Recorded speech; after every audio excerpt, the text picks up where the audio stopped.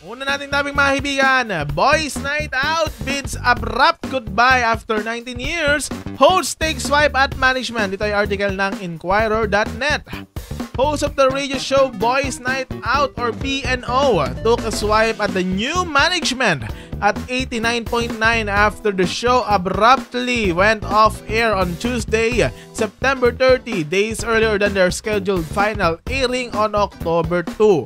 So dapat yung final airing nila mga kaibigan is kahapon, pero dahil yung bago management ng Magic 89.9 ay pinahinto sila agad-agad, nag-off-air na po sila nitong September 30. Wala man lang goodbye na nangyari. Walang formal goodbye bale, walang formal last airing. The hosts, composed of DJ Slick Rick, DJ Tony Tony, Tin Gamboa, Sam Wygen, Gino Killiamore, released a statement addressing their listeners via the show's Instagram page on Wednesday, October 1. Ito ang sabi nila. Thank you for standing with us through 19 unforgettable years. Ano daw? Patigay kasi ako. Sorry. Thank you for standing with us through 19 unforgettable years. True new management chose not to give us the one last show. Every love, story, and memory we've shared together will forever live in our hearts. Dagdag pa nila, over the years, BNO has been more than a radio program. It became a community where we've been vocal, inclusive, and in the later years, a safe space for many. We do not condone toxic superiors, power tripping, may kilala ba kayo dyan? Or division in the very workplace we called home for nearly 2 decades. So, ayun, ang sinasabi nila, parang meron daw nangyayaring or may mga toxic na mga tao at may mga nagpa-power trip doon sa kanilang kumpanyang dating pinag-anuhan. Oo. Oo na lang no? The host noted that the spirit of the show will continue through their listeners, concluding the message with the remark, "See you all soon." So baka lumipat po sila ng istasyon or mag-online. Yun yung theory ko. Yun lang naman.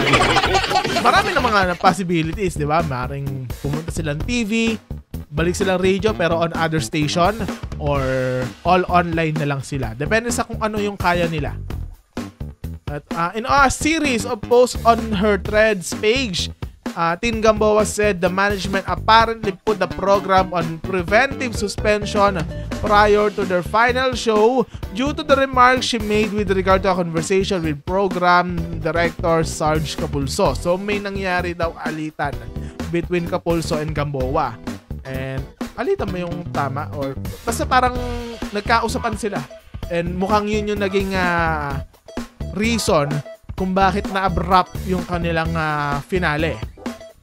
As seen in the screenshot of the conversation that Gamboa shared, she and her fellow radio hosts were asked by Capulso to stop discussing a certain topic that is highly divisive and very one-sided.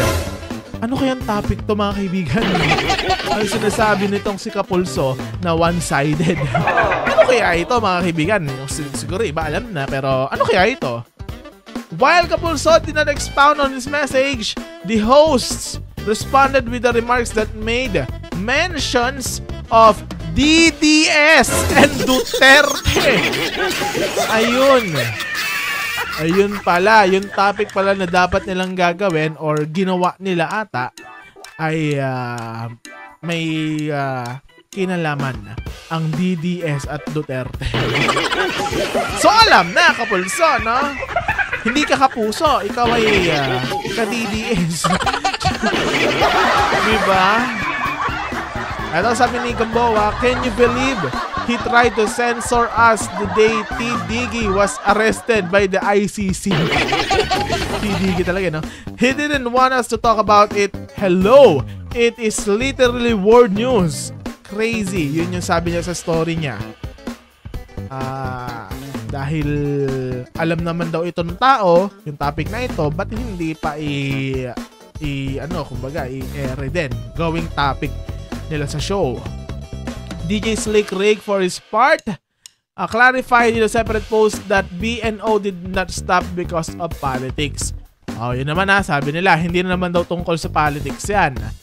Ito sabi ni Slick Rick, it is more of the direction and managing style. It will never be about politics. So, politics inside the company.